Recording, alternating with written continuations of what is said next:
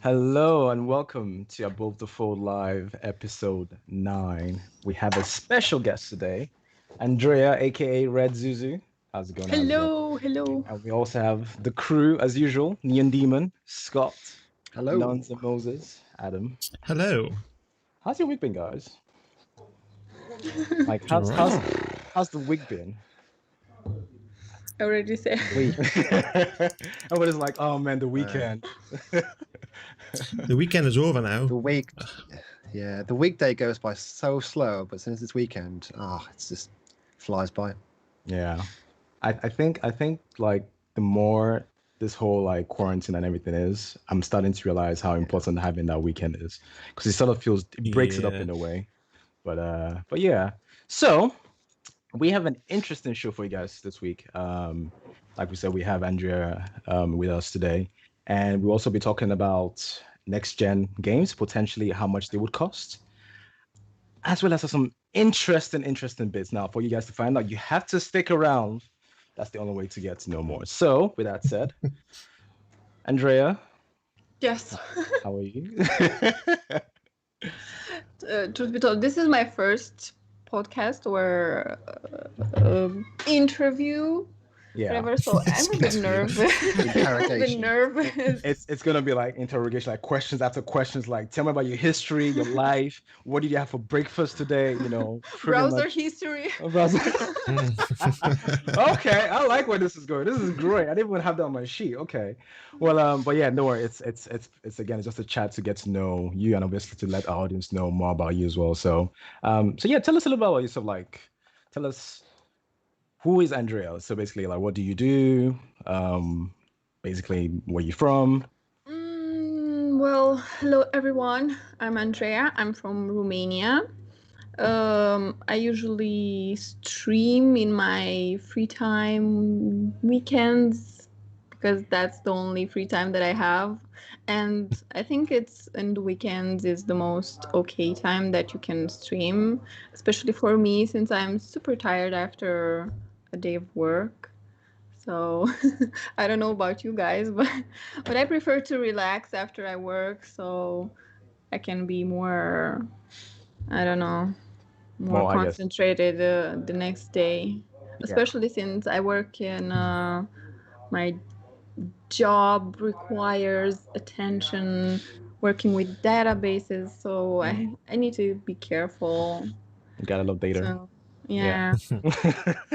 No, but I come to understand. And just before we actually get on the whole stream part, since we do love our games on this show, so tell us about like where did it all start? Like, where did your video game career start? What was that first game that was like, man, you know what? This is my shit. This is my jam. Actually, I think it started when I was little, and well, let's just say my family was not poor, but there. So I went to some neighbors, and they had like something. It was an Xbox, but it was a somewhat a game that you could play on TV, a console game. Okay. It was an Xbox and it wasn't PlayStation. It was something else. It was before the Xbox PlayStation, I guess. I think yes. I think I don't know exactly, but I remember that I played Super Mario. Oh, of course, classic. And I loved it, so I had to buy one, and I bought one, and well, That's how it all began. From there. From there. Super Mario, I think it was my first game, and then I think everybody's history usually starts from either It Super does. Mario or I don't know, some kind of platforming game. Because I know mine was Def- Super Mario as well, if I'm not mistaken. I don't know about you I guys. think mine was Tetris. I think mine was Tetris Really? on Game Boy. Thinking about it, yeah, that might have been my first ever game. Huh. I How far did you think get mine in was Tetris? Pokemon Yellow. I think was it? I No, don't know. no. Pokemon. Yeah. God, Oh. it was a while back. I don't remember. Pokemon Yellow. I've never really been too big on the I think Pokemon we're games, all but yeah. we're all showing our age now. We got Tetris, we got Pokemon Yellow, we got Mario. Pretty So wide range. Dark Eater actually started with Command and Conquer. So Adam, eat your heart Oh. there, mate. You got another fella Command and Conquer. Oh, yes, I'll be. RTS games. I love Command and Conquer. Red Alert 2. Great. Yeah, catch me on that. So, One day I'll tell you guys about the time we went to E3. We played the new Command and Conquer on iPhone or something, and I completely thrashed him. Did you? Thrashed him. That, did you that's a record memory everything? that nobody else remembers, Scott. That is a Yeah, total well. lie. I cover that memory. I treasure that memory. I'm sure my phone So- was broke. That's why. I like the excuses that they make. It's similar to how I usually win with Mortal Kombat against NeonDemon, but we shall not talk about that. We shall not talk about that. Ah, So, Yeah, that's the same. so you mentioned Super Mario was your, I guess, first game in that case for you, Andrea? Super Mario Yeah, Okay. it definitely was my first game. Super So- Mario. So from then on, do you know like how that progressed? Did you get like a console game, or did you maybe move on to just PC? No, I mean that was my only console on TV because I was little. I've afforded by here in Romania. You can go caroling on before Christmas, on the eve of Christmas, and on the Like- eve of New Year's Eve, and people give you money because you sing carols. Yeah. So that's how I raised the money to buy myself a console. I But pretty after badass. that, That's awesome. I just played on PC. Okay. Fair enough. And I think you mentioned, again, just moving to what you said earlier before, that you did or you are streaming. So when it comes to the whole streaming business, so how did that start for you? I mean, what made you decide to jump into the stream life? Well, I think watching, I don't know how I ended up on Twitch because in Romania it wasn't that known a few years back, a few years ago. It wasn't a very known platform. So I don't know how I ended up here.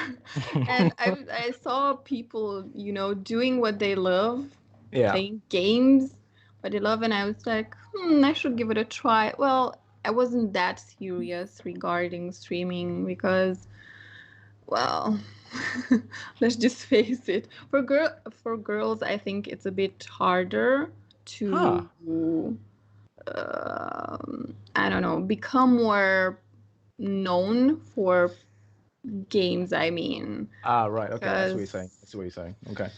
you have to, as a girl, you have to be really, really good, either good or going into the other direction, which is not what I want. Like, yeah. I'm gonna say something, but I'm not gonna say it. It's really killing me that I don't want to say it, but yeah, go on. So yeah, that's how I ended up here, and I thought that I don't know, maybe do something that I love. Yeah. And continue. Well, I have more ideas, but I'm just gonna go with the flow and see where it will. It will go. Yes, thank And you. and I'm just to quickly touch on, because I remember I was going through Overwatch, and this is just a story about how I actually stumbled on your channel. I was going through Overwatch streams because I wanted to see who was playing Overwatch besides obviously the top streamers. I remember stumbling to your channel, and I remember one thing that actually made me sort of stick on was that it wasn't the typical, not the typical, but the other side of female streamers that are doing certain things that are not relating to the game, but you were more focused on actually playing the game, and plus the raging was excellent. The Oh my raging. god. I was like, Oh. yeah, I relate to this. I relate to this. This is perfect. So no, I really found that stream really, really entertaining. And I really and just again, just backpedaling to what you said about, female streamers. There's this type of streamer that focuses on the game, and there's this type of streamer that focuses on not really the game, but Other, other yes. aspects. Yeah. So I actually appreciate that for your stream, that it's actually focusing on the game and just being relatable in that aspect. So yeah. That's really cool. So did you find it challenging when you first started? Like what did you find most challenging in a way, like when you first started streaming? I think getting the people to come every day to your stream and be there, to Oh yeah. talk, to engage with grind. you. Yes. Mm. Yes, that I think that's. I mean, as you can see, I think you can see that the follows don't count if you have 10,000 people that follow you, but only two of them, or I'm just giving an example, only two of them or 10 of them are watching you. That's practically zero. I think that's the most difficult part, to get people to still watch you. Even after the follows and everything. Yes. Yeah. And just to quickly ask, I think well, I started streaming much earlier before both NeonDemon and Nuns, and I still have the same issues. Like I have followers, but making sure that people still come back every day. And I just want to quickly just shoot this question over to you guys, like NeonDemon and Nuns. When you guys first started, did you feel that same amount of pressure to, like, okay, what can I do to get people on and obviously let them keep coming back to my stream each time? So if you can go first, NeonDemon. Yeah. Well, wow. It's not something I considered when I first started streaming. I was just so focused on getting everything working. Okay. Because my background is in design. I know nothing about audio. Audio is still a pain in the ass. But it's definitely one of those things I've been struggling with. Just getting the people to stay. Just don't really know. Really, I don't really. I mean, I've not been able to stream the past couple of weeks because my internet's been terrible. Yeah, you've been lucky. I mean, everything else, yeah. Yeah. What I've been doing really is just looking at how other people are streaming, how they approach talking to the community and stuff like that. So, I mean, obviously, you helped me. It was because of you that I started streaming. But I do look at like Harris Heller from Alpha Gaming and stuff like that, and I've taken a lot of inspiration from for Podcast Unlocked, IGN's show for our podcasts. Yeah. But I think it's one of those things you're always learning, you're always finding ways to improve. So, and I'm still new at this. I've been streaming since March, so I've always got something to learn. And just to quickly say, so Scott here he's the brainchild for actually this. He was the one that brought this idea of the whole podcast, and just giving a quick shout out. Oh, super. So yeah. So, but again, with him being a creative, he is obsessed with design. He's never had. Every time I see his stream, something has changed. Something, whether it's a logo, a background, something has changed. So, I know he loves his art. So, but just quickly, but for you nuns, I know again you also started streaming recently. Did you find it challenging, or when it comes to like getting people to your page and keeping them there and making sure they come each stream? Like, did you find that challenging? And it's very challenging. I mean, I'm not much of a talkative personality, so I try my best. To talk to chat as much as I can. Keep them. Sorry. What was that? I didn't catch what you said there. No. Sorry. So that's very hard. So I try to. I mean, at the end of the day, I'm not very good with games at all as well. So I just like playing them. I've always loved playing games for many years. So I thought, why not? I've got a computer. Yeah. I can set up the streaming pretty quickly.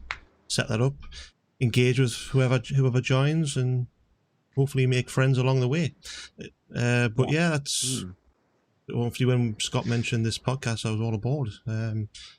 That's the hardest thing, is engaging with chat, trying to talk to chat as much as you can, and trying to keep the followers engaged enough for them to come back at a later date, not just hit a follow and leave, which a lot of people do, just to kind of, in a way, put their name on front of the screen. You want to try and engage with them. Yeah.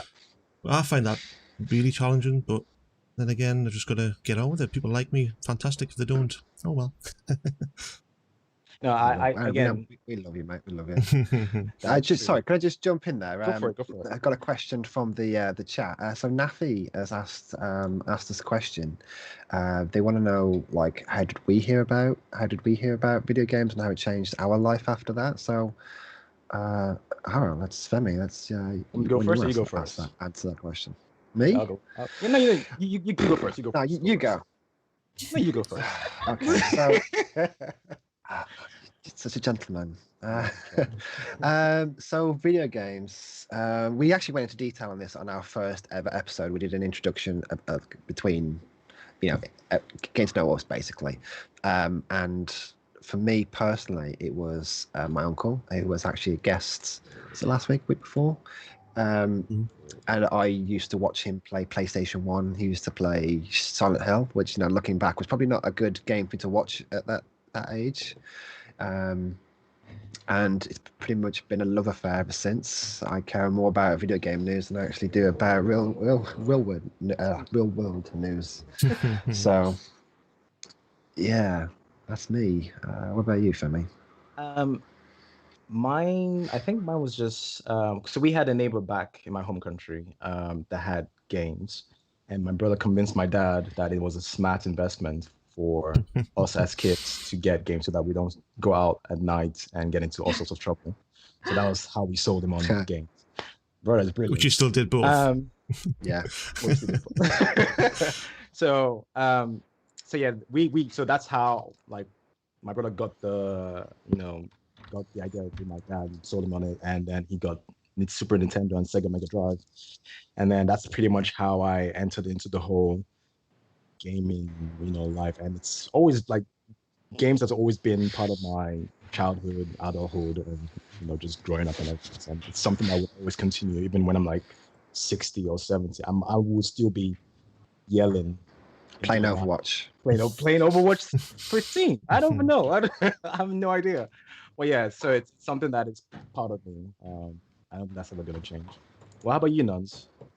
God, the first ever, what got me into video games was the very first Xbox. I remember pretty much how me and NeonDemon met was on there. Halo 1, Halo 2 was my jam. That kind of really stuck in my head. And from there, you weren't seeing that back in the PlayStation days when I was playing Abe's Odyssey, that sort of thing, the very first Abe's Odyssey. I just loved it. Just sitting in front of the screen, and since that day, I've never been away from the screen. So that's when Halo is what's made me stick around. In all honesty, that's when multiplayer started to kick off a lot more with Xbox Live. As soon as the multiplayer turned around with Xbox Live, that's when, I'm well and truly invested my time and soul into this industry. That's me. Sure. I think we've kind of hijacked Andrea's introduction segment. So I don't mind. She's like, oh yes, just keep the attention on them. Perfect. Great. Well, just backpedaling again. Do you remember the first game that you streamed, Andrea? Do you remember the first game that you played on stream, by any chance? I think it was either Heroes of the Storm or PUBG, but I don't remember which one. But I think it was mainly Heroes of the Storm. Okay.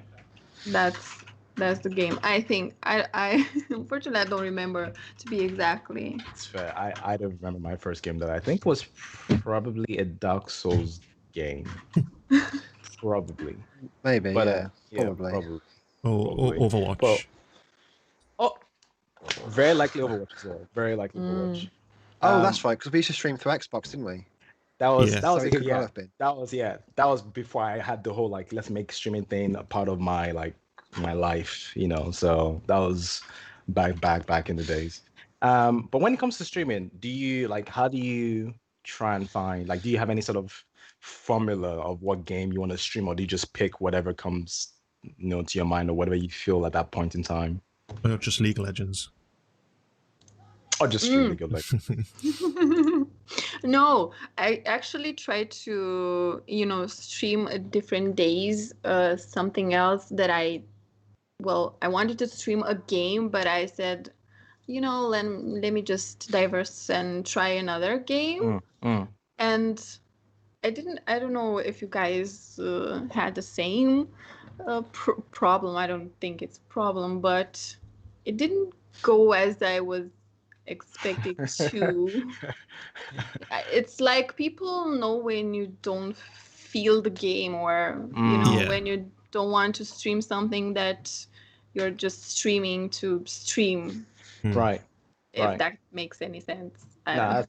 that makes perfect sense. And I think it's good that yes, we're doing this because we also want to entertain. It's part of it to entertain people, but we are the ones playing the games as well. So if we're not feeling it, it will come across on screen that we're not feeling it, and people are like, why am I even here? So Yeah, Exactly. that's how I I've had feel. to. I feel that. I mean, that's at the moment. That's why I'm playing Tarkov a lot, because I'm really invested in Tarkov, and that's what I love to play. So I've been streaming a lot of that. I don't get very many views, anyways, but I don't get very many views on Tarkov. But yeah, that's how I feel. If you're not interested in the game, people stop by for a minute or so, and then just go, Yeah. I'm not feeling this. They need to have the energy and the input as much as you do as well. So if you're not feeling it, nobody else will feel it. Yeah. Mhm. Okay. That's true. So do you play anything else? When do you play? I mean, you're playing League of Legends now, but do you play anything otherwise when you're not streaming? Yes, Okay. I also play CS:GO. Oh my God, yes. Oh, okay.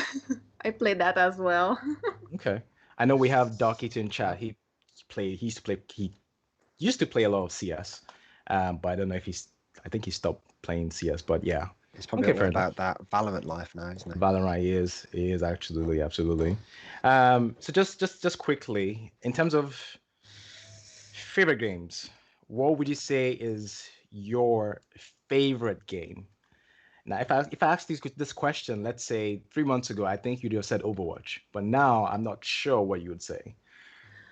I, I'm not sure. I mean, I don't have a favorite movie or a song, or I don't Neither do have I. a favorite anything, because there are too many great games out there just to choose one that is my favorite. For now, I'm into LOL because I find it interesting and I love it, and Mhm. probably at some point I will get bored like I usually do, or get frustrated and then go back to Overwatch and so on, and just switch between the games. I remember you're trying to finish Hellblade and you just Oh stopped. yeah. And we had to, I think chat made her play it. We had to have the power of chat to make her actually finish Hellblade. And she enjoyed it. She enjoyed it in the end. So I think for me, one thing I just want to quickly say, I think streaming has helped me play more variety of games. I just want to say that. So it's Yes. opened up Nice. my More eyes. single player games. Single player games, exactly. So is there any game you're looking forward to playing that isn't coming out yet? Like any future games that you're like, "Ooh, I can't wait for that to come out." Cyberpunk. Of course. Mm. Said this That last week, but like we should say, what games are you looking forward to except Solid. Cyber? Because everybody has knows Cyberpunk. Everybody we had on here, so it's fine. That's a perfect answer. If it's only or Cyberpunk, Overwatch 2. ah, Overwatch 2. That would be interesting to play. yeah. I think Sure. the four games, Overwatch and Cyberpunk. Well, thank you very Forget much, about and that game. appreciate that. Appreciate that. Sorry, Scott, did you want to say something real? Did I? Sorry, I thought you said something. I thought I cut you off there. Oh no. Sorry, no. I was just saying I completely forgot Overwatch 2 existed. Cyberpunk, everybody just Ooh. turn their vision to that. Nobody's thinking about much besides that game. So, all right. So let's move right along. I'm gonna pass it off to Scott. Okay. So so that obviously the next segment we've got some news come out regarding the Xbox showcase that's coming to the Summer Game Fest. So for those who aren't in the know, Summer Game Fest is Jeff Keighley's baby. He's hosting a week-long event with Microsoft, and they'll be essentially showcasing over 100 demos. These aren't just like, and I don't mean like just you watching people play. I mean you can actually download demos to your console. Whether it's on PC or not, I don't know. So far, it's just been announced for Xbox, but there's essentially 100-ish demos. 60 of them are meant to be like for upcoming unreleased video games, but these are like show floor type demos. So there's there's a bit of a difference between the stuff you download and the ones you play on the show floor. So I guess they're trying to recreate that E3 Gamescom experience. So I mean, it's a pretty interesting concept. I mean, it's obviously it's for a week only. Once that week's up, no more demos. So they'll be available from Tuesday the 21st of July up until the Monday the 27th of July. So on the 23rd is when they have that Xbox first party showcase. So I think it'd be a great opportunity for everyone to try new video games, whether depending on what state they're in. Probably not going to be the greatest because they are still extremely early access.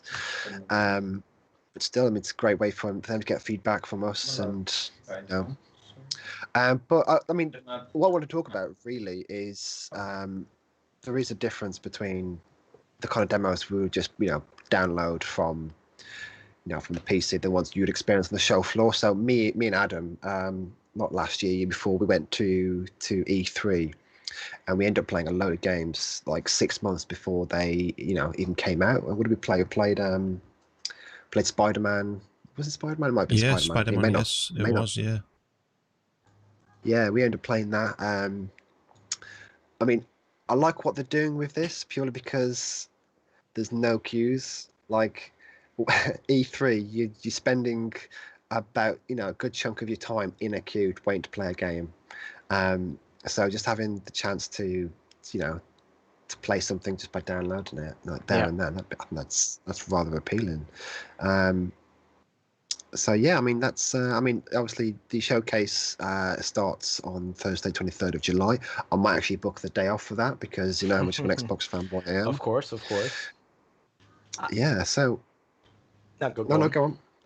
I was just gonna say that I am pretty excited about this.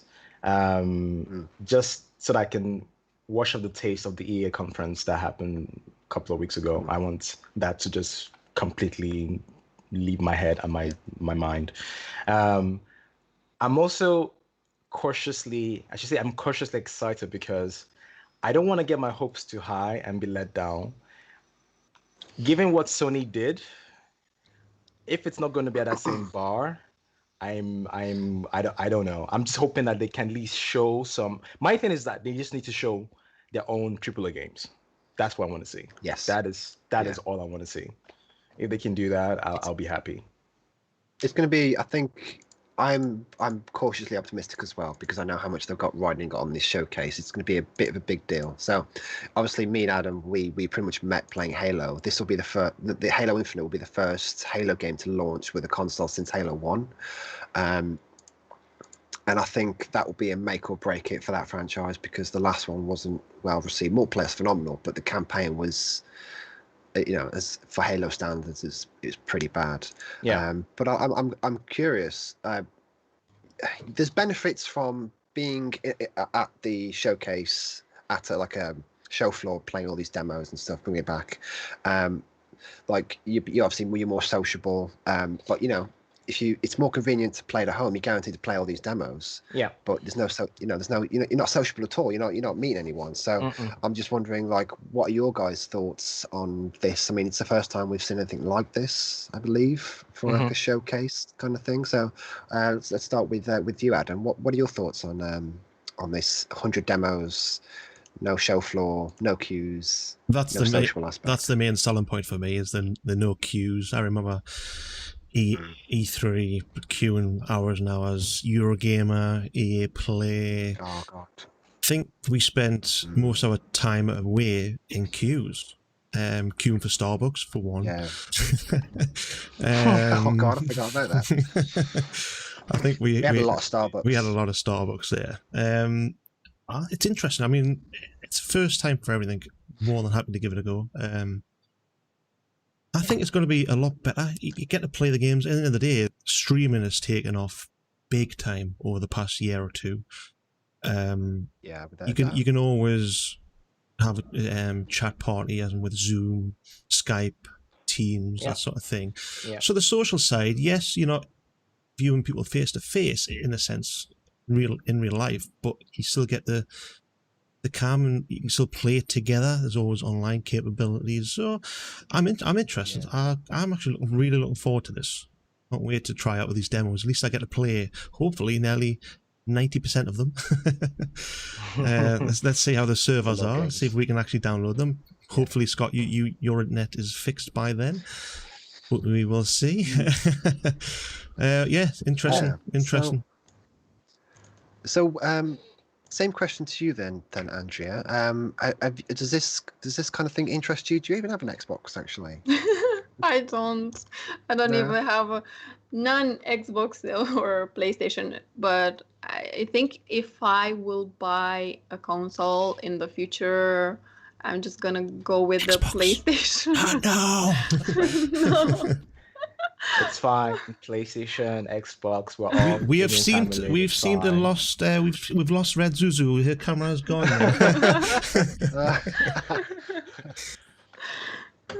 Yeah. But have you been to a game conference, like a gaming conference before, Andrea? Like, have you experienced queues? Have you experienced that before?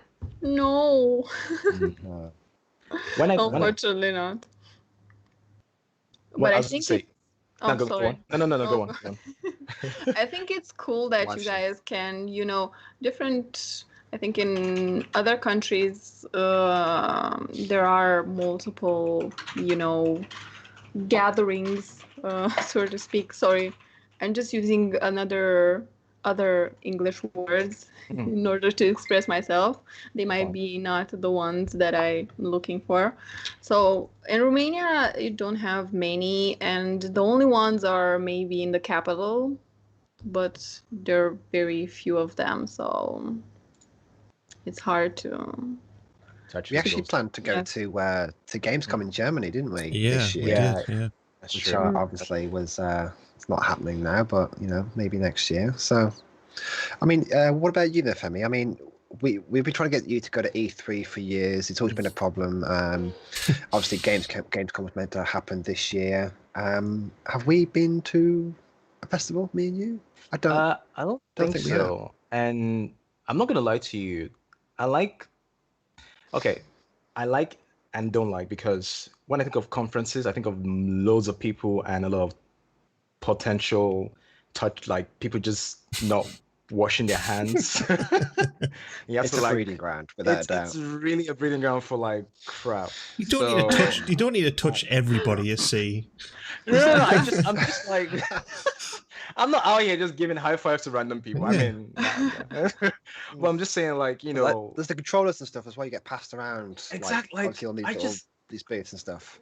I'm like, it's just gross. I'm not gonna lie, it's just gross. Plus, again, you have to, like you guys experience, you have to wait in lines. Then you might not even play the game at the end of the day. So for me, this is perfect. This is just exactly what I need. I can stay in my comfy chair, download all the games I want to play it, and not have to risk catching a flu or a cold or whatever. I mean, you are missing out on the social aspects. For me and Adam, we actually queued to get into the Microsoft, the Nokia Center, just to go to the store, and we ended up bumping into a couple of people. We ended up just chatting with random people, and that's the social aspect that I know I'm gonna miss.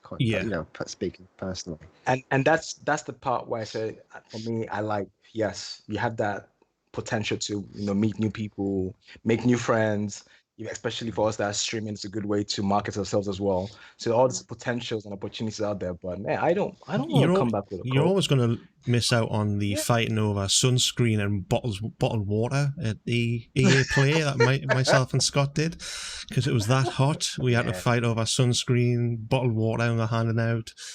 Yeah, that was. You're always going to miss that. Yeah, it's going to be good. Either way, it's what it is now with the current environment we're in, and I'm okay with it. I think they're doing it. I think it's their attempt at trying to recreate that experience.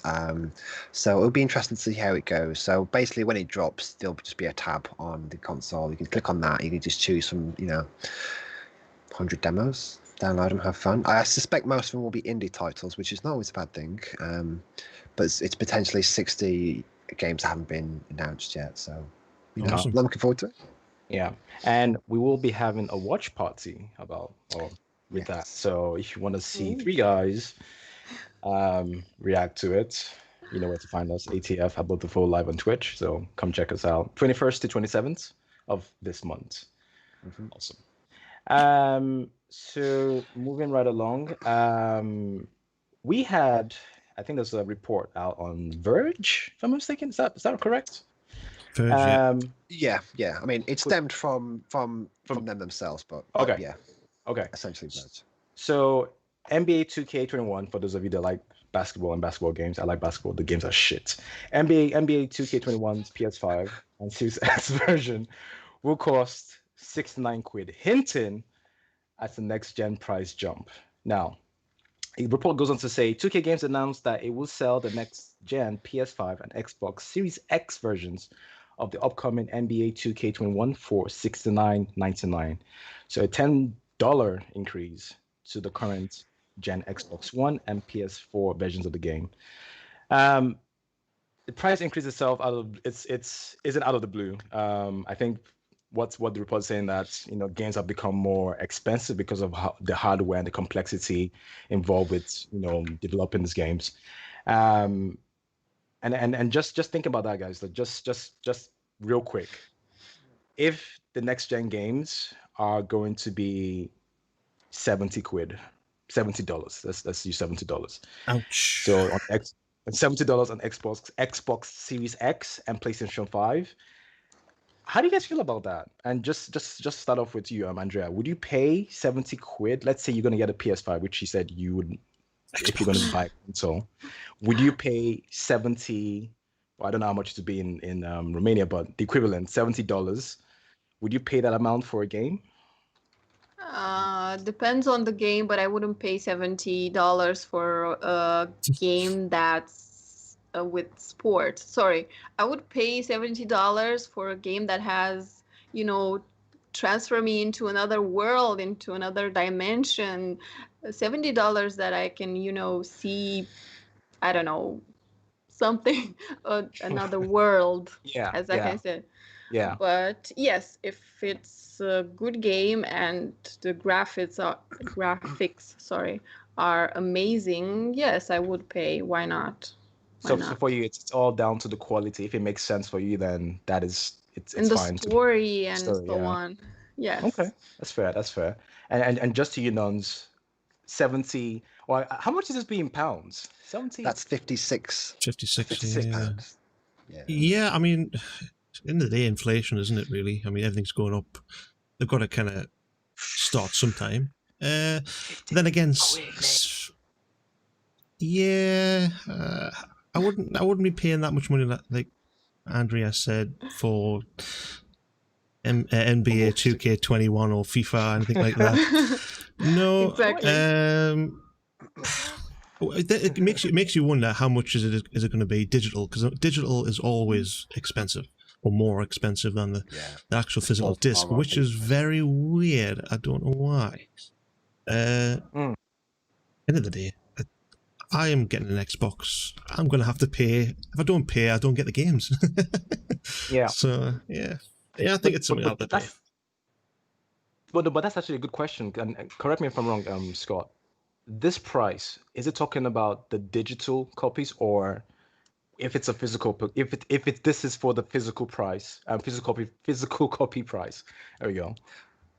Right, so they are always referring to the RRP price. So this Okay, will the be retail what price. they Yeah. set. So Okay. if we were to buy a digital game, that's what the price would see. Okay. Companies like Amazon would never go to that full price. Okay. Usually.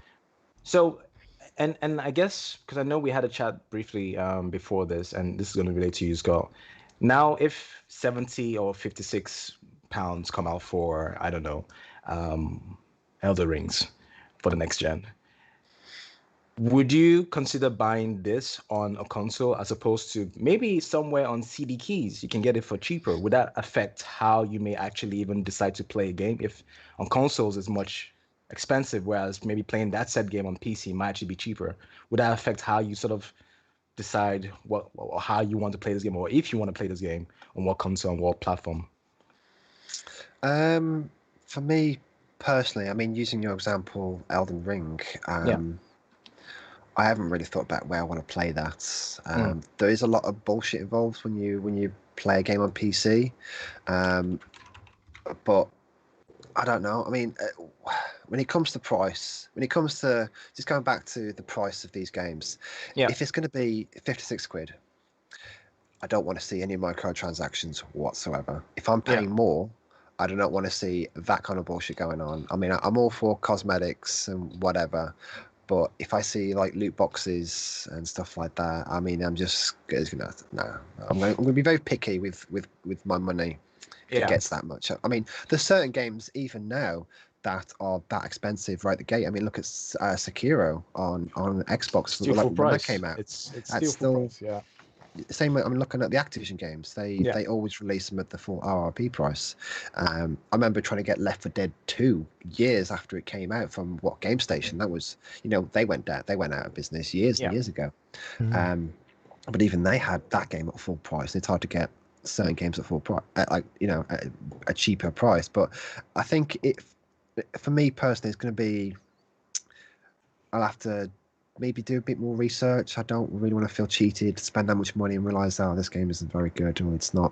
I think it's going to create the whole debate again, whether how much is it going to be worth it if it's going to be a short game or look like a Cyberpunk.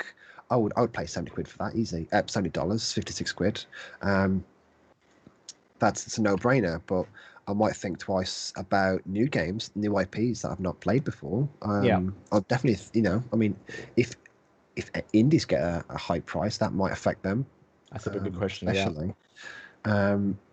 So I'm very, very cautious. I hope this isn't going to happen. Because, I mean, look at the success of The Last of Us. That was a very AAA budget game.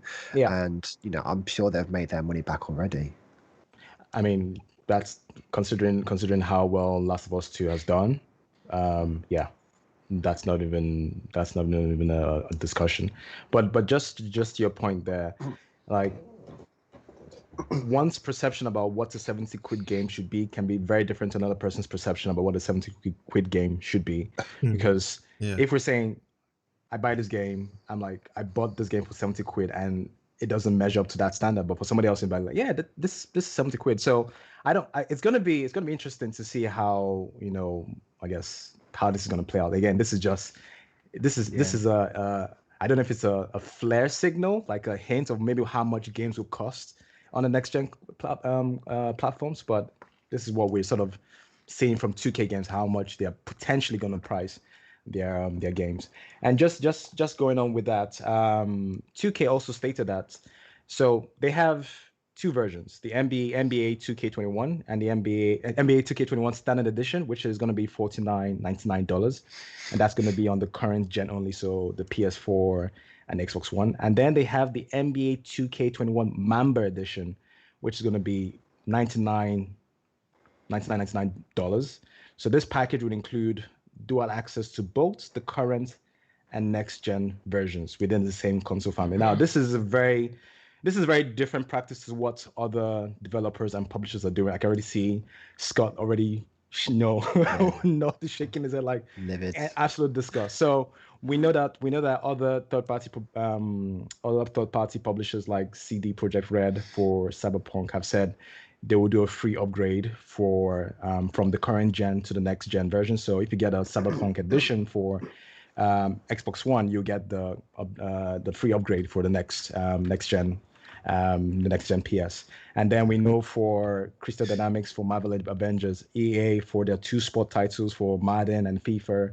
And also Microsoft has promised free upgrades via the smart delivery for all first party games, including Halo Infinite. So, but the only thing that we don't know yet is Sony as to how they want to treat, I guess, how they want to treat their upgrades. I suspect they might treat it as a case by case basis. I mean, essentially CD Projekt Red forced them, because they led the way with this whole free upgrade thing. So I suspect Sony will leave it to the last minute to, as usual, and leave it to the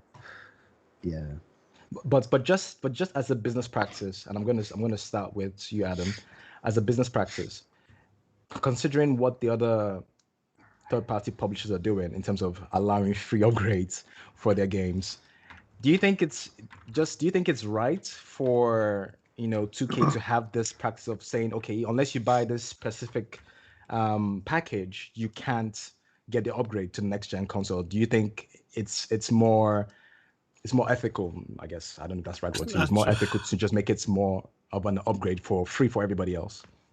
I'm in two minds. I mean, it's saying that most people who are buying 2K NBA have thought of, oh yeah, I'm going to get the next gen console when it first comes out, or they might get that game on this gen console. Then it could be 6 months, a year down the line until the upgrade, or they're going to go down and go right, pay £99 straight away because in a year's time I'm going to get this game. I don't know. Everyone wants the $49.99 price this gen and next gen. That part and parcel. Everybody wants that. I don't know. It's a tough one for me. I'm not quite sure. And just to, I guess, since you're in two minds, what do you think about this, Andrea? Like, would you pay to upgrade? Let's say if, I don't know, I'm just thinking here, maybe if League of Legends or Overwatch or any game that you play, let's say you get the standard edition now and you're like, oh, by the way, if you want to play it on the next PS5, you need to pay 20 or 30 or 40 quid. To you as a consumer, as a gamer as well, like, does that make sense to you, or do you feel like this practice isn't fair, or what are your thoughts basically? Do you think developers should be doing these upgrades free, or it's business sense? I get it, they should do it as a price. Well, clearly they want to milk the cow for more money. Of course. but my thoughts is that I would like to pay just only one time, for a game. If it's another, like, I don't know, like Overwatch 2 or 3 or 4, yes, I think it's different. But people usually pay money for skins or other things in the game, so it's not just free. Yeah. I disagree with what they want. Clearly they want more money because they're greedy and so, but I don't think I would pay the money to get, to play the game. The more you said onto that, the the more you say platform. there, yeah, I'm now in that mindset where you're right. You shouldn't have to buy it when it's so close to having the next gen console, buying it, then buying it again for the next gen console just to kind of transfer over. Yeah, I'm not going to be paying twice for the game. It's just like GTA. GTA did that for a time being, didn't they? That's true. That's true. Yeah, did they? I'm just double check. Yeah, they did twice. Twice. Yeah. Yeah, that's not what I want to do. I think everybody should get in the same boat and kind of push out, since it's so close to the merge over between the next gen. It's just if you're buying a game between this date, you'll get the next gen for free. But if you're buying it when the next gen's already out for the previous gen, tough, you're going to buy it again. They've got to come up with some situation where I think if you're buying between the merge over the two generational consoles, yes, you do get a free upgrade. This should maybe put a date in mind. So from this date, if you buy it now for this generation console, when the next gen comes out, you can have it for free, but it stops on that date. That's essentially what EA has done with their Madden series, within their sports series. But everyone's having a different approach to it, it seems. Yeah, there's no standardized way of how this should be done. And I know as I was reading that statement, I could see Scott just furiously shaking his head left and right. So just with that same line of thoughts, what do you think about this specific practice from 2K? Do you think... No, go on. I think you... Sorry. No. I'm so eager to talk about this. I know. So I think it's incredibly anti-consumer. Like Andrew said, it's about milking that cow. It's not the first time we've seen this. We saw this with the transition from the original Xbox to the 360. I mean, I bought Battlefield 2 both on Xbox and again on 360. Whereas even at the time, Halo 2 would work in both consoles. So it's not unheard of. But at the same time, it's extremely shitty when other companies are offering better solutions. Yeah. I mean, it's the same game, isn't it? You're essentially paying for a HD tax or a 4K tax or whatever. I mean, look at what Overwatch has promised. They said if you buy Overwatch 2, you'll still be able to play with people in the first game.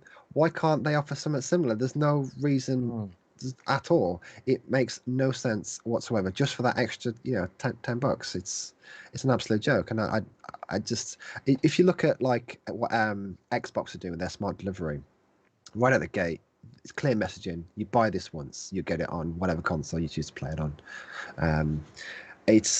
I just think it's despicable, really, and I don't want to see. I can see some companies doing it. I mean, even EA have come out and said that, like I mentioned, that they're offering a package where you can buy a certain period, and EA are quite well known for being money grubbers. So yeah, it's pretty shitty when EA offering the better solution. And I think with your point there, it actually brought a question, and I'm going to make it a rapid fire question, just a simple yes or no, guys. I'm going to start with you, Andrea. Rapid fire question: do you think consoles? So do you think Microsoft and Sony should perhaps take more of a ownership on how this third-party developers should approach this kind of upgrade for their games? Like, do you feel that whether Microsoft or Sony should say, you know what, this is how we want you guys to do this upgrade on our if you're going to have it on our platform? Do you think they should, take more ownership on it? So just a simple yes or no. Simple yes or no. Yeah. That's fine. Again, it's a rapid question. So simple yes. So you're saying yes. There's a question in there. Yes, they should. All right. And how about you, Nons? Do you think Sony and Microsoft should, I guess, take more ownership on how this third-party providers should go out with upgrading their games? Yeah, 100%. Yeah.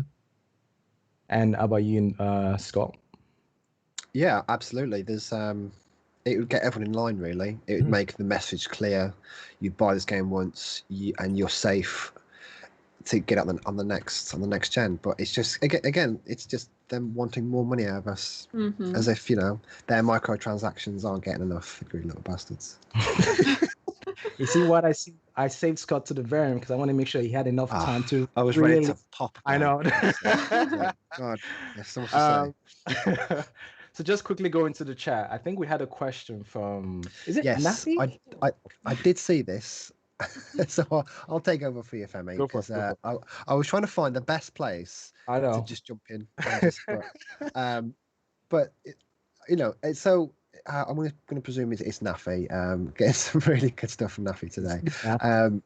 So they've got another question for us. That I'll aim this at you first, Femi, because go for it. You've been streaming longer than me and Adam. So do you think gaming? I'll just read it out. Do you think that gaming is a job which you can support a family?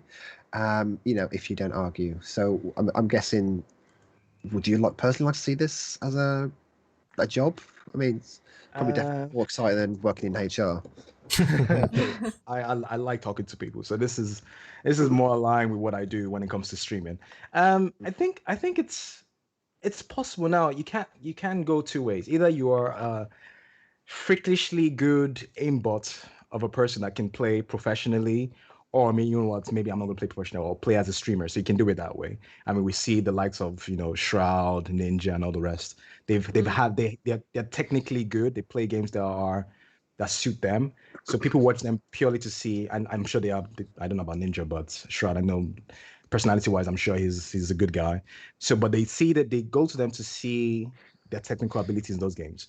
Now, there are other people that are not technically, crazy like aimbots, but you come to the stream because you get a good vibe, you enjoy the banter, you enjoy the conversation, they make you feel good, you laugh, you talk, all that kind of stuff. So I think it's possible to actually do it, but it's not the easiest thing to do. Every day there's always a Twitch channel being created right now, I'm sure right now there's already been like 10 channels already created. So to get to the point where you can say, oh yeah, I don't need to go do a 9 to 5 work. I wouldn't recommend like, yeah, you know what, forget, just open up a channel, get a mic, get a camera, get some fancy overlays. I would never say it's recommend somebody, but it is possible. You just have to really, really, really work for it, like anything in life, and hope to God make it, like with a bit of luck as well. Sometimes you can put so much work in and it doesn't work. Like there's so many people that have. It just takes something to just go viral. Just, Could be the silliest thing. Yeah, exactly. It's just. Again, it's all down to effort, but at the same time, you need a bit of luck. So that's why I stand. I think it's possible, but it's really difficult. I think it's really difficult. Well, how about you, Andrea? Do you think it's possible to make gaming a way for a family? Like you said, it's just about luck and the time you invest in, the stream and into schedule, and also to maintain that schedule in order, for people to know when to come to your stream as well. But indeed, it takes time. Oh yeah. Oh yeah. Lots of time. Oh yeah. Definitely true. And I guess passing the same question to you, Adam. Do you think it's a viable career to be? Oh yeah. Yeah, I mean, there's plenty of people do it, but then again, it's not very safe. Look at Mixer. Unfortunately, Mixer went down. That's a lot of people lost their jobs if their streamer, their followers don't follow. Yes, at the end of the day, for me, it's a dream job. Playing games, playing what I love to do in my spare time, to doing it full time while getting paid. Yeah, dream job, but dream jobs are hard to get, very hard to get. So, yeah, it is viable. If somebody's going to go for it, I would support them 100% and just do what you want to do. I wouldn't say no to anybody, but yeah, I would love to. Hopefully one day, touch wood, something else. I get a different personality and I become famous, but I doubt it. You sell yourself too short, Adam. You sell yourself too short. And for you, Scott, what's your take on that?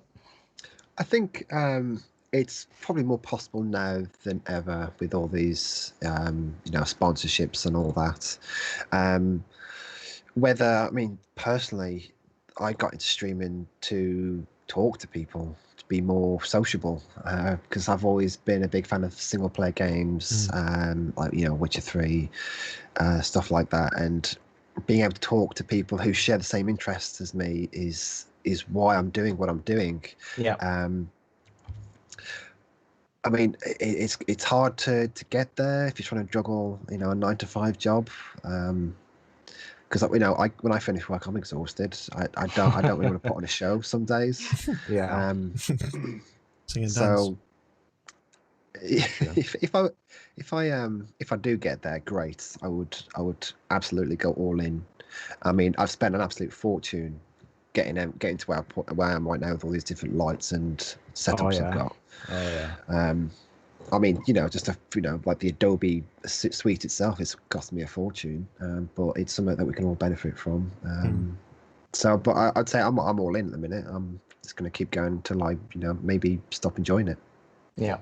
And just to round it up, I think it's, again, like when I first started streaming, I just wanted, like, I like being able to play a game and talk to people at the same time, and also let people see me play this game that I'm sucking at the same time. So it's great.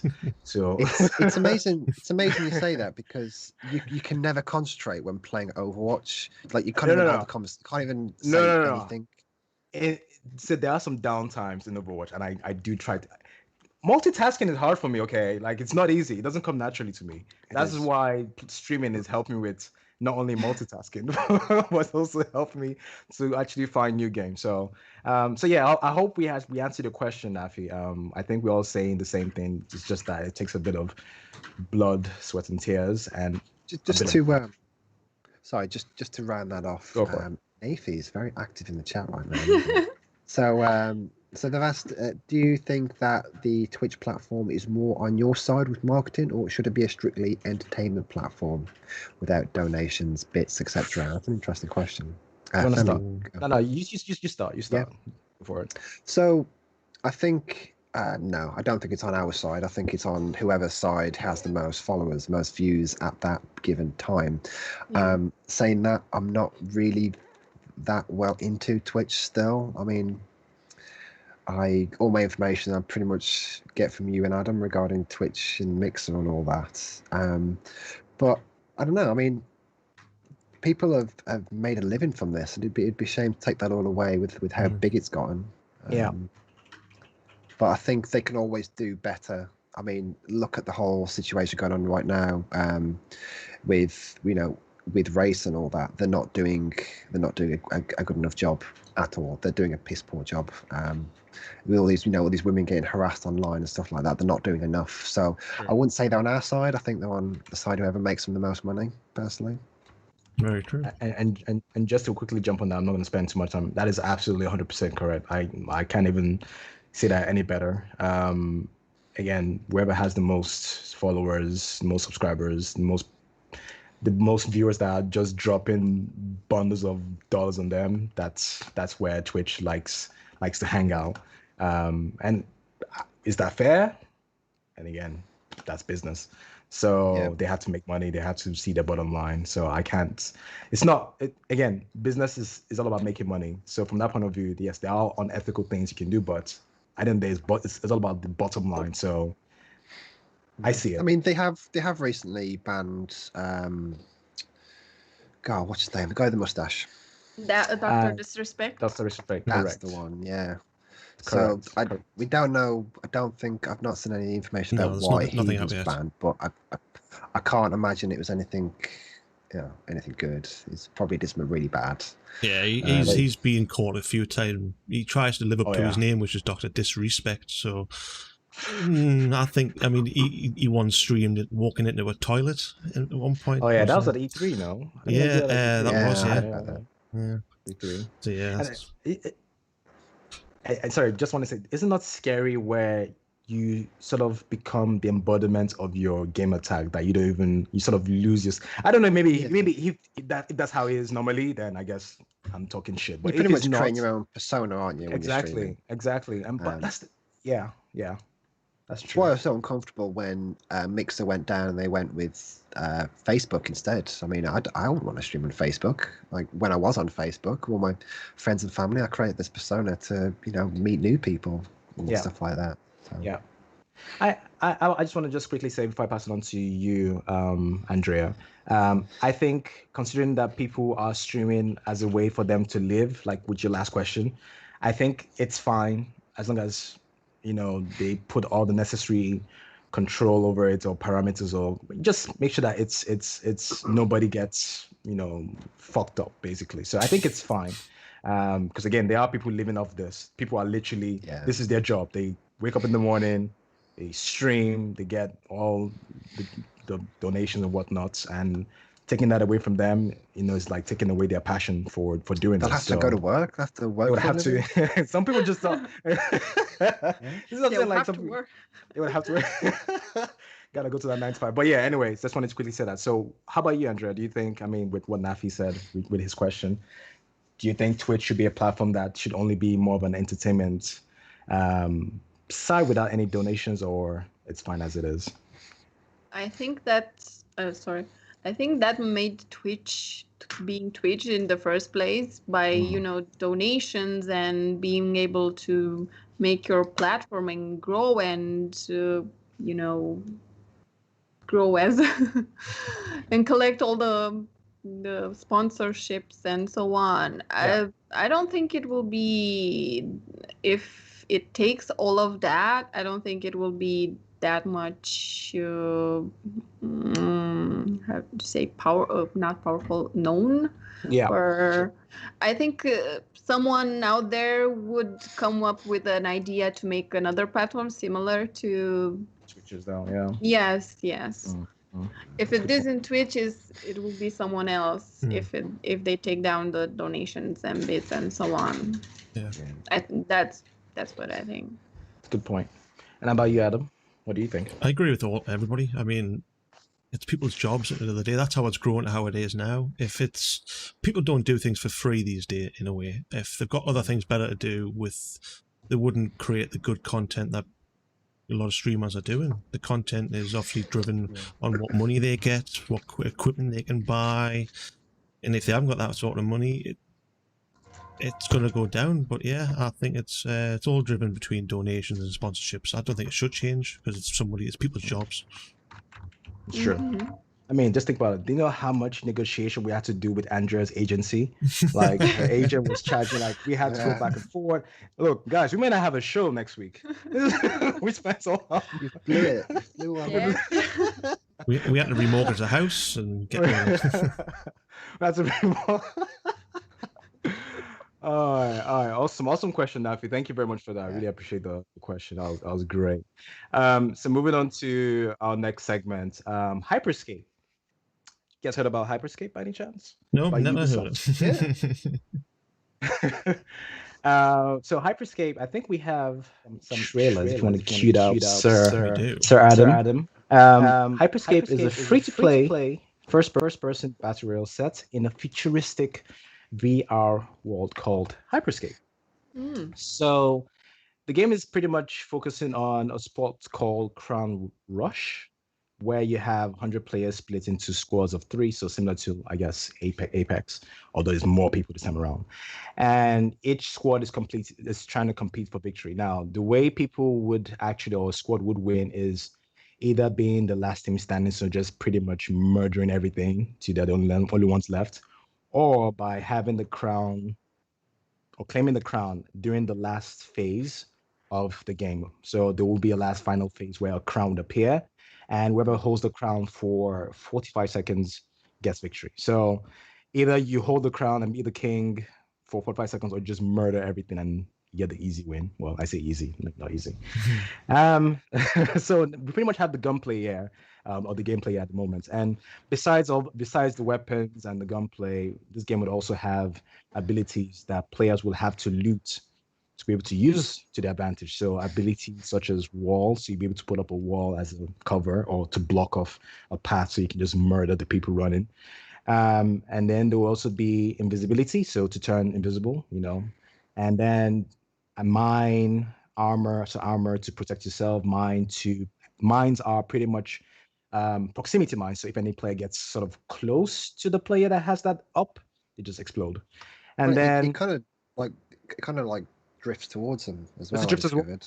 Ah, Yeah, okay. yeah. I found that out the hard way. There you go.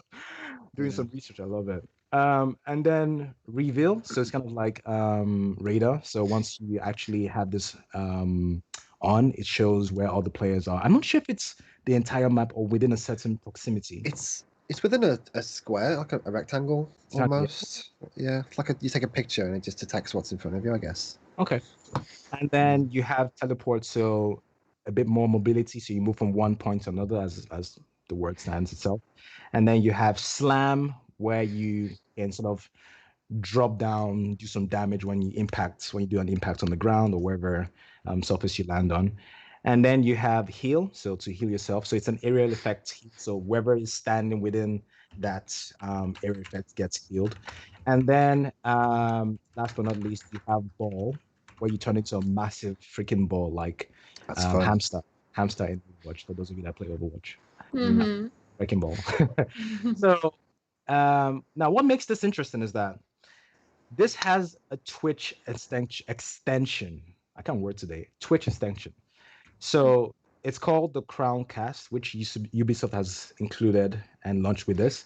So what this does is that it allows the viewers to vote on game-changing effects that impact all players in real time. Now, an example could be like a low gravity mode where everybody literally can double jump, because you can actually double jump in this game, but you just can't jump. You're just stuck in the ground. So low gravity mode.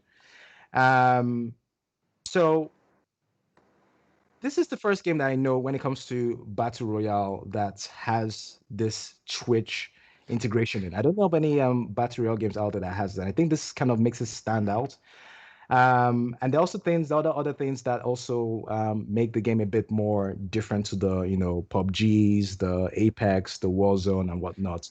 But for me, this really this really caught my eye from that whole point of Twitch. It's like we Yeah. vote, viewers vote for certain things to happen in real time in while you're playing the game. That is crazy. A lot of What do you guys think about trolls. that element? Like a lot of trolls. No, but seriously though, what do you think about that element? Like from your point, Scott, do you think that's a good, um, integration, a good way to have a game, Yeah. to have viewers actually? Absolutely. I mean, any interaction from the community whilst you're playing is always a good thing. I mean, we've not seen anything like this. I mean, the extensions that I've seen is more like an information kind of thing. Like Destiny, when I stream Destiny, people can click on a little extension. It'll show you what I've got equipped, what weapons and armor, blah blah blah. Yeah. But this takes it to the next level. I mean, imagine playing Halo and or Call of Duty. You want to vote for the next map, but you leave to the community to vote for your next map. That's amazing. I think that's a great step forward, and hopefully this will be the start of something new in the industry. Yeah. I mean, I had a few go at this, and it feels fantastic. It feels like it feels very arcadey, but it runs like butter. So it's really good. But just asking the same question to you, Andrea.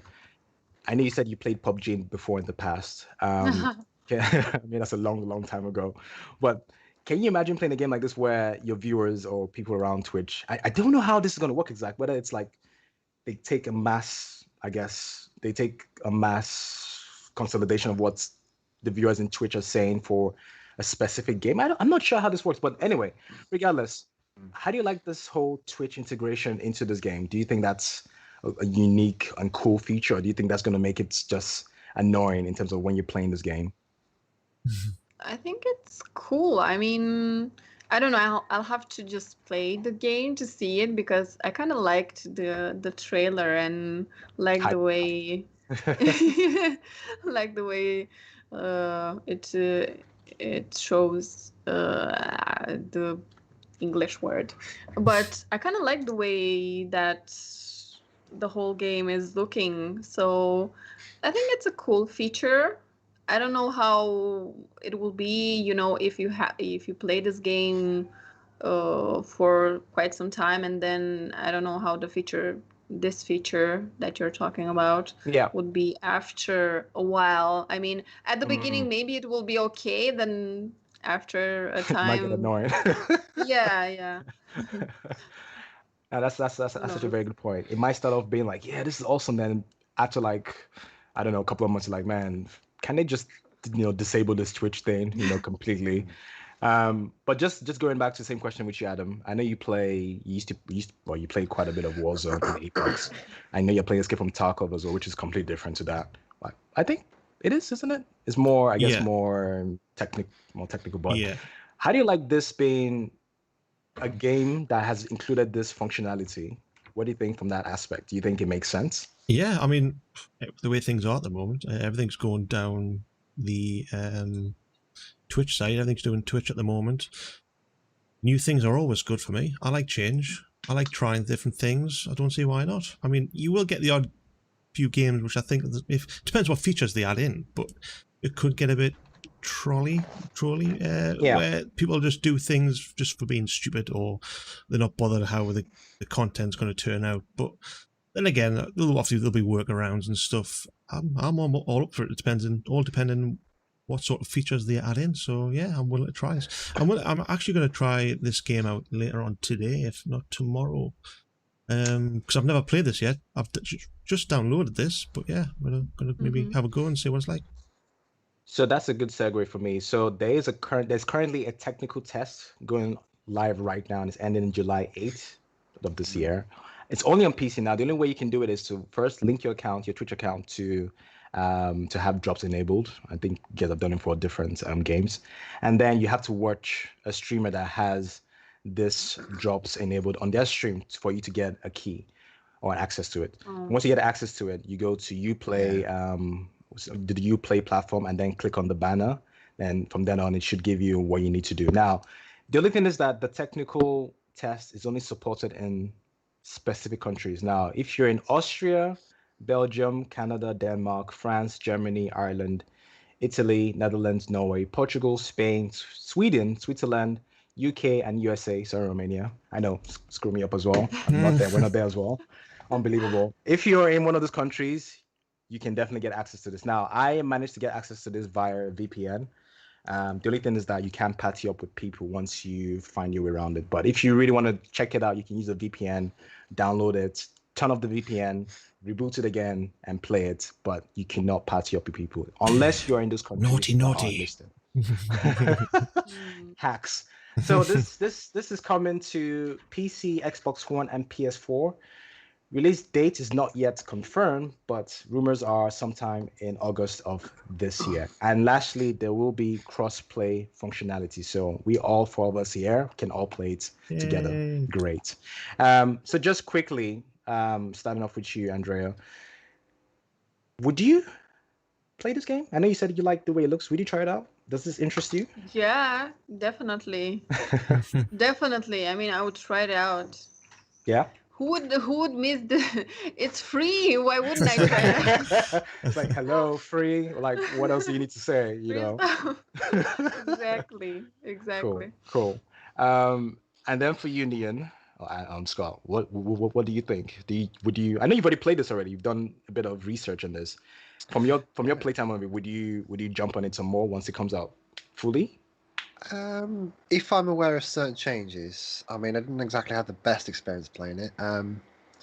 The game feels amazing. Like, okay. It's been developed by the guys who made Rainbow Six Siege. So, but my experience so far is that the game feels amazing. In game, I can't find a weapon. I can't find anything. That does help. I die every time. Every time I see someone, I get killed immediately. I'm on control pad. I can't get behind the whole keyboard and mouse. Yeah, this keyboard mouse. Right? It's no way. I just suck, man. I grew up playing Xbox. I will make more of a conscious effort. But right now, the world seems empty. Like, there's not like if you play Apex, you know where the loot is. It's everywhere. But in this, it's like gold dust, man. Can't find it, but I mean, it feels good. I like what's there. The weapon system's unique. The whole, like, you find a weapon that you've already got, it upgrades it, and each time you get a buff to a certain extent. So it's doing some unique things, like as you mentioned with the Twitch integration. That's pretty cool. They also went on to about, like, when you die, you become like an echo kind of thing. You can see it right here. Yeah. Yeah, so basically, you scout ahead for your squad. Whether they can't engage in combat, but once the enemy squad's defeated, a respawn will appear and allow the player to resume playing, which it's interesting. Like, all these different battle royals have their own take. This one seems like a bit more engaging than the rest, and the art style's quite nice. Yeah. So yeah, I'm definitely keen to check it out. I mean, I'm not that big on battle royales, but this one could be the one. Very nice, very nice. You heard it here first, guys. You heard it here first.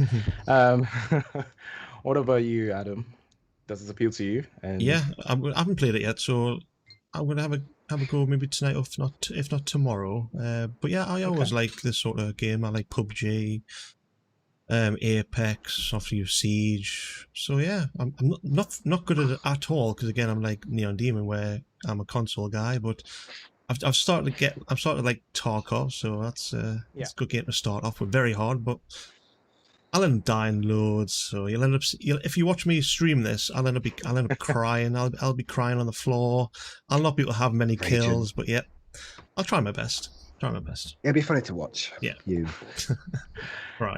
And just to finish up, I played this. It feels fantastic. I had some pretty amazing in the air scope shots, if I don't say so myself. Pretty dope, just gonna proof. The proof? Don't worry about it. So with that said, I'm gonna pass it on to Adam, who's gonna take us through some very interesting stories of the week. So take it off. I'll just skip over. Well, it's not skip, so I'll go through it pretty quickly. We're running out of time. So, notable mentions this week. Horizon Zero Dawn Complete Edition will arrive on PC via the Steam and Epic Game Store platform on the 7th of August. That's pretty good. I wouldn't mind downloading that on PC. Crisis Remastered, again, delayed after a mixed reaction to the leaked footage. Honestly, I've never seen that myself, so I can't comment. I comments? watched I watched a video like showcasing the old and the new, and I couldn't tell the difference. Ooh, okay. Yeah, well, really, Crisis 3 was just lighting way past its time. So not past, sorry, into the future. You know what I mean? Then again, people are still using it for benchmarks, that sort of thing. If that's the case, not very good. Not very good at all. Anyways, going forward, Ubisoft Forward Showcase. Ubisoft presents a showcase of exclusive game news and exciting reveals on Sunday 12th. So, which is not this, obviously, it's this Sunday, actually, yes. It's Sunday the 12th is next week. Jeez, I am way behind the dates. Mortal Shell demo, now in open beta. Any of you guys downloaded that? I have, yeah, and I've played it. Yeah, that's another game I will be playing. Just a quick thought of that. It feels good considering that it is made by a team of a handful of developers. Well, maybe more than a handful of developers, but it's a small team. It's fantastic, well detailed. I like it. Fantastic. Moving on to the PS4 10th anniversary. You get a free theme, I've heard. Is that correct? You do, yeah. Free theme, so get that downloaded if you want. What enthusiasm! Okay then. NBA 2K20 Rise of the Tomb Raider 20-year celebration edition, and a bonus game, Erica. I had a quick look into Erica. That looks very interesting. Yeah. Very, very interesting. I like the way how it's pretty much a TV show, isn't it? Then you pick your way through the game, you get different outcomes, etc. So that looks interesting. I wouldn't mind giving that a go. Very good. I actually watched all of that on Twitch. Did you? It's actually very good. Yeah. Really? Wow. Yeah, it's very good. There we go. Right. There's nothing with Games of Gold, unfortunately. Why not? It's still ongoing, isn't it? I mean, yeah, it is. That's true. Last week, Saints Row and it's free with Epic Game Store. Is Hue with the color? That's a color changing game, if I don't mistake myself. Conan Exiles was due to be the current free game. Unfortunately, not, because I was going to pick up that game if it was free, but they've decided that it will not be free. But it will be available for purchase on the store at a later date. And that's all from me, I'm afraid. Not much today. Awesome. So just to wrap up, we're getting to that point where we all gotta go. Sad, but just to wrap up, I'm gonna start with Mr. Scott, aka NeonDemon. What you been playing, son? What you been watching? What you been streaming? No, actually not been streaming because of the internet. I have not been streaming. I have mostly been playing Mortal Shell. Well, I'd say mostly. I've not really been playing much this week, but I pretty much blitzed that demo today. Still playing that Persona 5 Royale. That's still going. That'll probably never finish that game. But other than that, I've just finished BNA on Netflix, a brand new anime from Studio Trigger, which is helming the new Cyberpunk anime coming out 2021. So yeah, that's me. Nice. Well, just a quick question, Andreea, what's your streaming? I am playing / streaming Tarkov as per usual. Of course. But then again, I've just started on the TV side. I've just started Ozark on Netflix. I recommend that. Fantastic! I recommend that. I'm only I'm in the 3rd episode, so fairly new still, but I am hooked. I'm not, obviously, if anybody hasn't watched it, so I'm only 3 episodes in, so there's nothing major happened really. But yeah, fantastic. But yeah, I'm streaming. Well, what was it? Control next week. I've said that I'll do it. Last week things came up in family life, unfortunately. But yeah, that's all I'm doing at the moment. Tarkov and Control. Awesome. And for Adam, you guys can find him on Twitch at twitch.tv/NonsandMoses, and also on Twitter at NonsandMoses_live. And as well as Scott, you can find him on Twitch at twitch.tv/NeonDemon4, and also on Twitter at Neon_Demon4. So go check them out, give them a follow. They are amazing dudes. Amazing dudes. Thank you. And Andrea, our special guest today. What you've been watching, what you've been playing, what you've been streaming, tell us. I've been watching the season 3 from The Sinner, I think, with Paul. I don't think it's Paul Newman, but never mind who plays it. It's interesting because it's a crime TV series, so I'm hooked up on those. Okay. Right. So streaming LOL for now. Probably next week I'm just gonna I want to stream something else, but I'm still in the In the still LOL not sure zone. what. Yes. Dark Souls, Still Dark in the Souls, LOL Dark zone. Souls. Dark Souls. There you go. You might stream Yeah. some Dark Souls. Play some Dark Souls. Oh my god, you're not Yeah. the only one telling me that. I would like to see you play either Dark Souls, Resident Evil Biohazard. I would actually like to see that. God. Oh my, that'll be great. That'll be a great time. Jesus Christ! Last night I was jumping when somebody would tip me. Now I want to. But okay, I think I can give it a try. Hey, you heard it here. You heard it here. She said so. Yeah. So for those of you Put it in your chat, make sure diaries. you spam. You spam it. But quickly though, where can people find you on Twitch and all of your social platforms? What's your handle on Twitch? Well, on Twitch is Redzuzu, and on Instagram Redzuzu, and on Twitter Redzuzu Gaming. That's so awesome. I recommend you guys to check her out. She's an amazing streamer. It's good times. Oh, thank you. Absolute good times. Yeah, give her some love. And then for myself, I guess. Yeah, don't leave yourself out. Yeah, man. It's just stuck on me. Great, finally. So That's all we have time for. that's what I'm We worried shall- about. I'm like, yeah, I don't care. Me.